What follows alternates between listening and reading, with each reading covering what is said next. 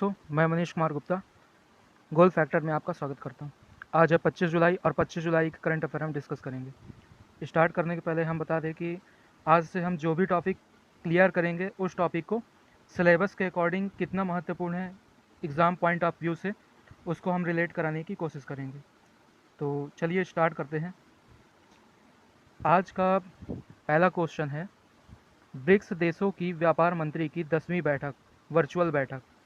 Virtual का मतलब क्या होता है? कॉन्फ्रेंसिव का आयोजन किया गया। इस बैठक में भारत का प्रतिनिधित्व किसने किया? तो ऑप्शन है सुरेश प्रभु, प्रकाश जावड़ेकर, पीयूष गोयल, राजनाथ सिंह।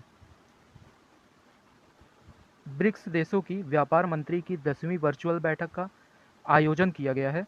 इस बैठक में भारत का प्रतिनिधित्व केंद्रीय वाणिज्य एवं उद्योग मंत्री पीयूष गोयल ने किया है। आइए इसकी महत्वपूर्ण बातों को भी देख लेते हैं। सभी देशों से व्यापार में पारदर्शिता बढ़ाने और विश्वास कायम करने की बात कही है। दूसरा है बौद्धिक संपदा यानी कि इंटेलेक्चुअल प्रॉपर्टी की रक्षा के लिए WTO के नियमों के तहत सस्ती दवाओं की पहुंच में आने वाली बाधा को दूर करना है। अब कोविड-19 में सबसे ज़्यादा जो दवाओं की ज़रूरत बढ़ी है वो है, कौन कौन सी दवाएं हैं? हाइड्रोक्सी क्लोरोक्विन,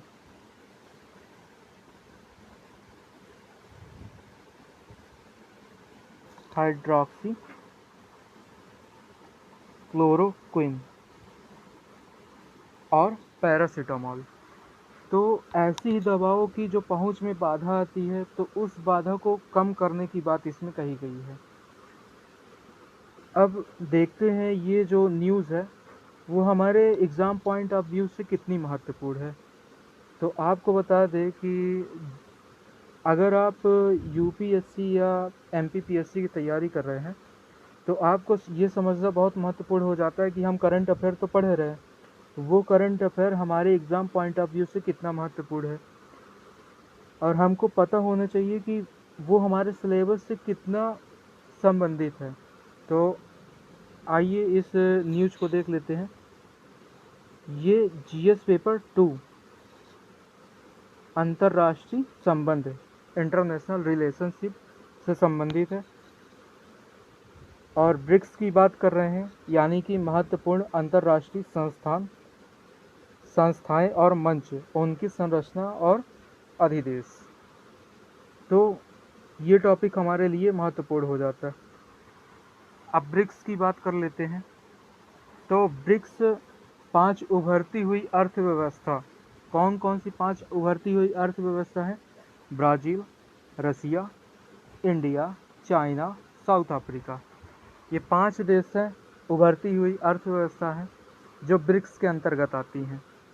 इसका इस्टेब्लिशमेंट कब हुआ था? तो इसका इस्टेब्लिशमेंट जून 2006 में हुआ था,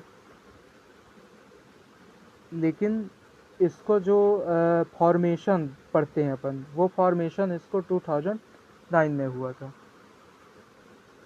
और क्या फैक्ट है इसका?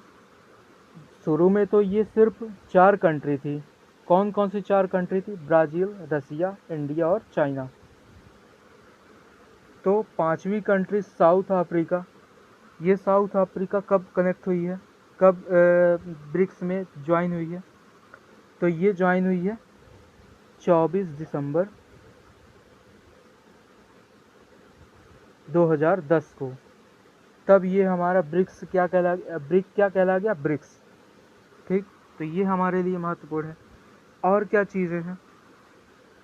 ये जो बैठक है वो व्यापार मंत्रियों की बैठक है। हमारे लिए सबसे महत्वपूर्ण टॉपिक क्या हो जाता है? जब राष्ट्राध्यक्षों, सभी राष्ट्रों के राष्ट्राध्यक्षों की बैठक होती है। तो 11वां ब्रिक्स सम्मेलन की हम बात करते हैं। तो 11वां ब्रिक्स सम्मेलन नवंबर 2019 में आयोजित किया गया था। ये कहाँ आयोजित किया गया था? ब्राज़ील में। ये ब्राज़ील में आयोजित किया गया था। ये प्रीलिम्स के हिसाब से ट्रिलियम के लिए हमारे लिए इम्पोर्टेंट हो जाता है।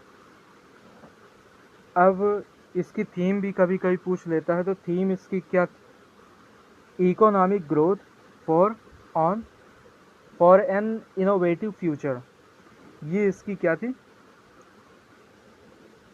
थीम थी।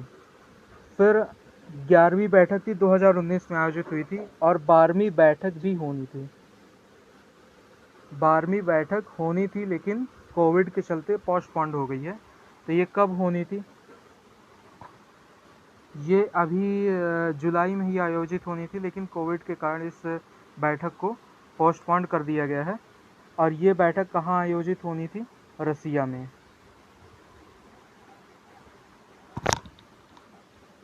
ठीक, तो ये हो गया ब्रिक्स।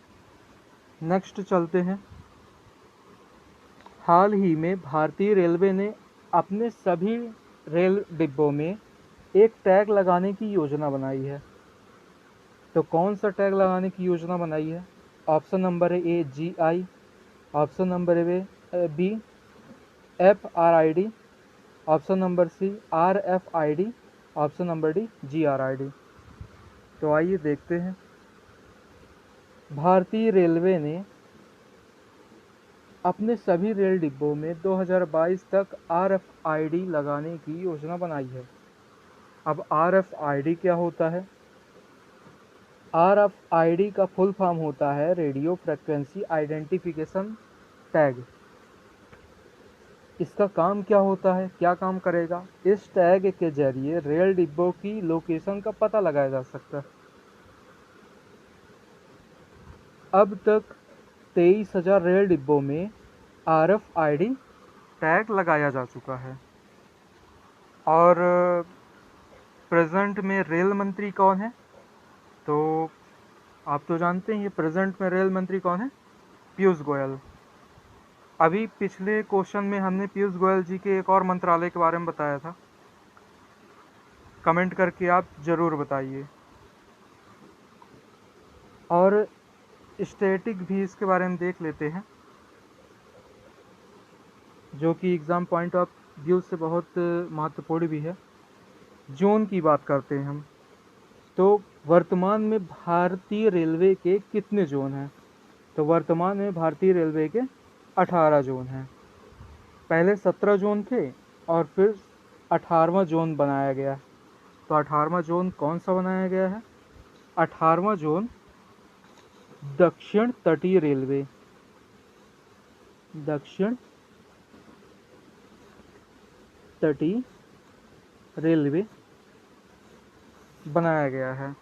इसका मुख्यालय देख लेते हैं कहाँ है। इसका मुख्यालय कहाँ है? विशाखापट्टनम।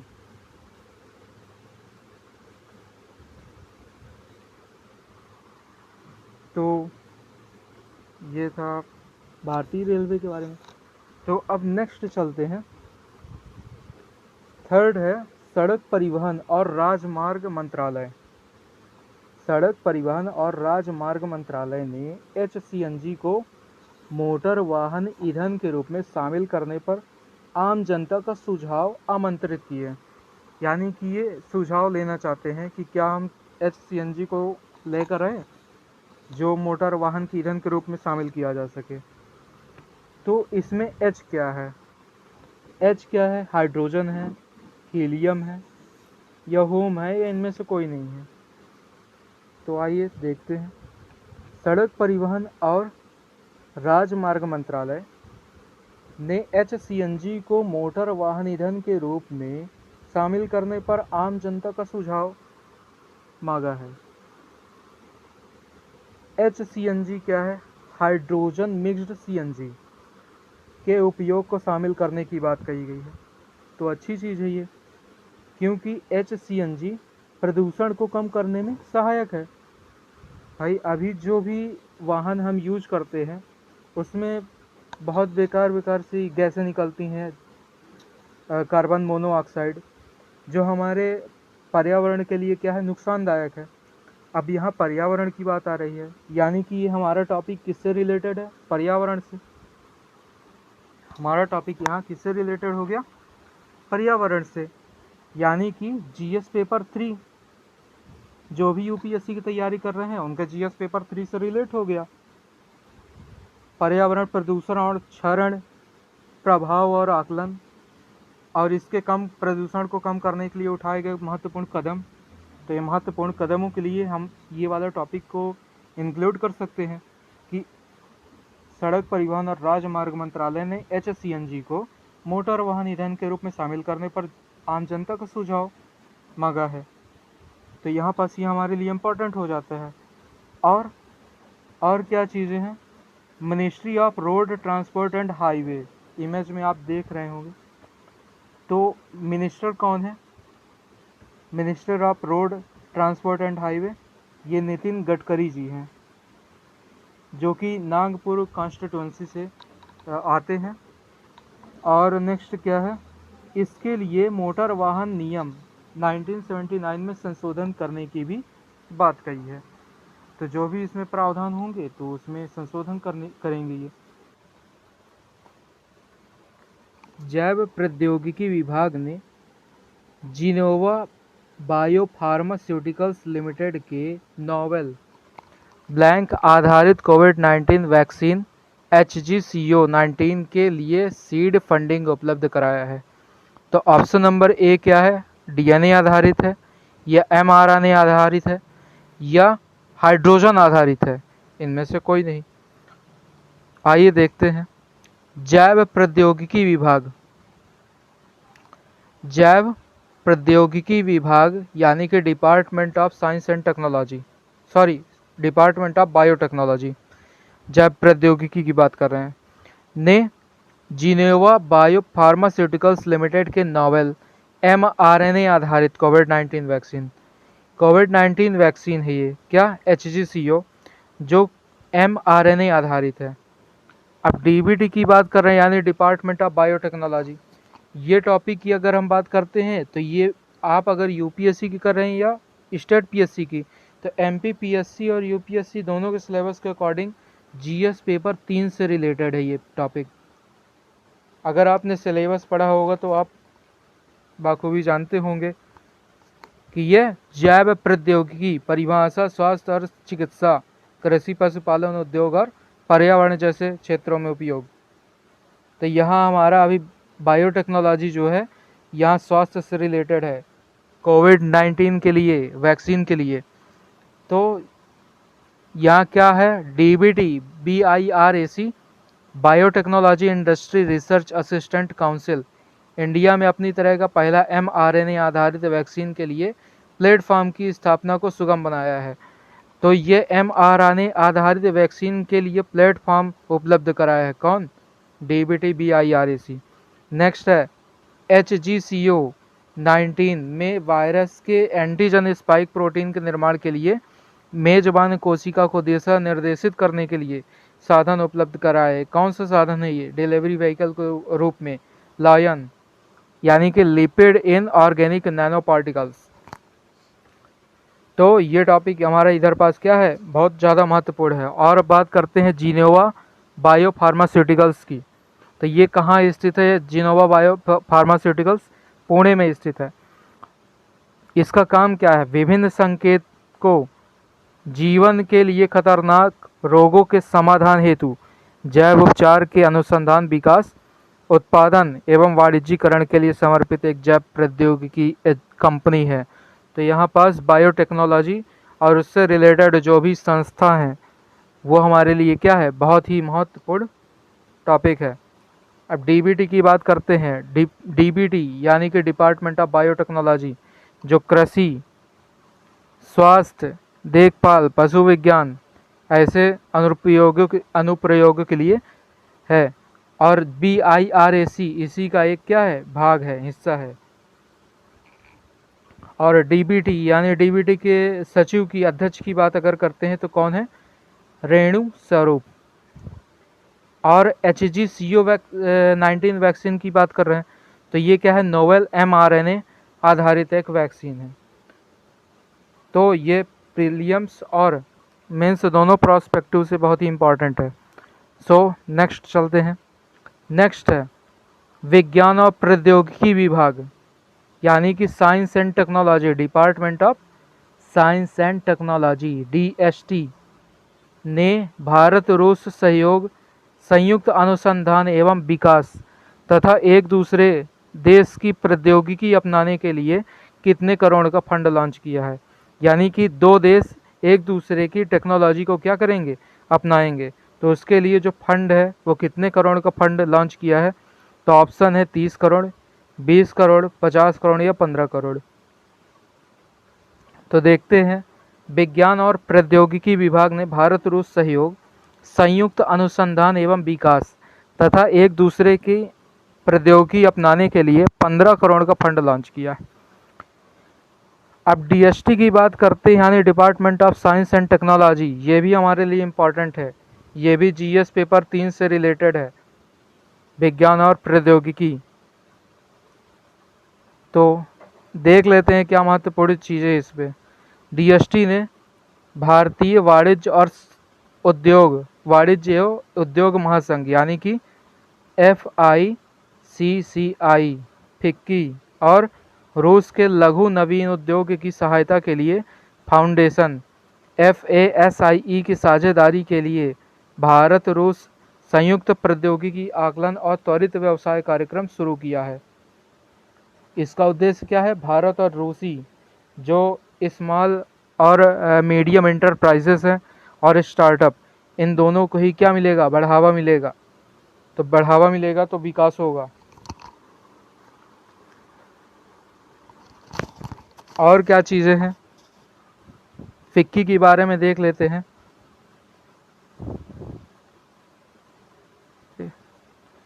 फिक्की यानी कि federation of Indian chamber of commerce and industry, इसकी स्थापना कब हुई है, 1927 में। और इसका हेडक्वार्टर कहाँ है, न्यू दिल्ली में। इसके महासचिव कौन है, दिलीप चिनॉय। और इस फिक्की की स्थापना किसकी सलाह पर की गई थी, महात्मा गांधी की सलाह पर फिक्की की स्थापना।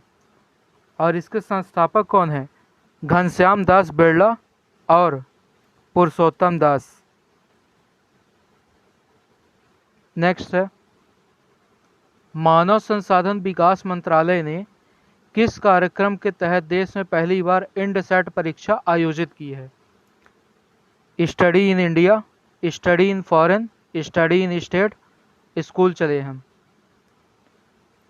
मानव संसाधन विकास मंत्रालय ने स्टडी इन इंडिया कार्यक्रम के तहत देश में पहली बार इंडसैट परीक्षा आयोजित की है। यानी कि इंडसैट परीक्षा किस कार्यक्रम के तहत आयोजित की गई है, स्टडी इन इंडिया। इस परीक्षा में 12 देशों से 5000 छात्रों ने भाग लिया है। और यह ऑनलाइन परीक्षा किसने आयोजित की है, राष्ट्रीय परीक्षण एजेंसी ने। इंडसैट स्टडी इन इंडिया के तहत चुनिंदा भारतीय विश्वविद्यालयों में अध्ययन के इच्छुक विदेशी छात्रों को छात्रवृत्ति और दाखिला देने के लिए की जाने वाली एक परीक्षा है। और ये किस मंत्रालय के अंतर्गत आती है, तो ministry of human resource development, HRD, ministry of human resource development, HRD मंत्रालय। नेक्स्ट है, ग्रामीण विकास मंत्रालय के अंतर्गत पुनर्गठित प्रधानमंत्री आवास योजना ग्रामीण के तहत घरों के निर्माण को पूरा करने की अवधि को कम करके 114 दिन कर दिया है। ऑप्शन नंबर बी है 212 दिन, ऑप्शन नंबर सी है 314 दिन, ऑप्शन नंबर डी है 90 दिन। तो देखते हैं, ग्रामीण विकास मंत्रालय के अंतर्गत पुनर्गठित प्रधानमंत्री आवास योजना ग्रामीण के तहत घरों के निर्माण को पूरा करने की अवधि को कम करके 114 दिन कर दिया है। यह अवधि पहले कितनी थी, 314 दिन। और महत्वपूर्ण बातें क्या है, 1.10 करोड़ घरों का काम पूरा हो चुका है, जिनमें से 1.46 लाख घर भूमिहीन लाभार्थियों के लिए हैं। और क्या है, प्रधानमंत्री आवास योजना ग्रामीण यानी कि PMAYG के अंतर्गत 2,95,00,000 घरों का निर्माण का लक्ष्य मार्च 2022 तक रखा गया है। गरीबों को घर के साथ बुनियादी सुविधाएं, कौन कौन सी बुनियादी सुविधाएं हैं जो उपलब्ध कराई गई है? रोजगार, यानी कि मनरेगा के तहत 90 से 95 दिन का काम। उज्ज्वला और स्वच्छ जल, उज्ज्वला के तहत फ्री गैस कनेक्शन। और स्वच्छ जल यानी कि जल जीवन मिशन के तहत, जल जीवन मिशन क्या है? हर घर में नल कनेक्शन उपलब्ध कराना, जिसका लक्ष्य क्या है? जिसका लक्ष्य है 2024। तो इसको ध्यान में रखना है। इसी जल जीवन मिशन के तहत प्रधानमंत्री नरेंद्र मोदी जी ने मणिपुर में जल आपूर्ति योजना की भी आधारशिला रखी थी। अभी 2 दिन पहले की ही न्यूज़ है। अब प्रधानमंत्री आवास योजना के बारे में भी देख लेते हैं। सबसे पहले आवास योजना की हम बात कर रहे हैं, तो ये किस जीएस पेपर से रिलेट करता है? तो ये जीएस पेपर फर्स्ट, यानी कि बुनियादी ज़रूरतें, गरीबी और विकासात्मक विषय, जीएस पेपर फर्स्ट। और जीएस पेपर सेकंड, यूनिट 12, केंद्र और राज्य द्वारा जनसंख्या के अति संवेदनशील वर्गों के लिए कल्याणकारी योजनाएं। तो ये हमारे लिए बेहद महत्वपूर्ण टॉपिक है।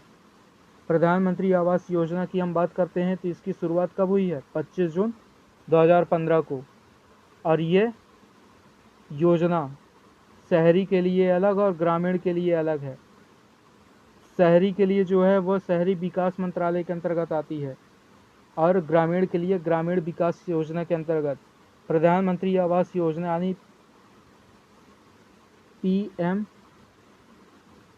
PMAYG, जो कि क्या है? इंदिरा आवास योजना। इंदिरा आवास योजना जिसकी शुरुआत कब की गई थी?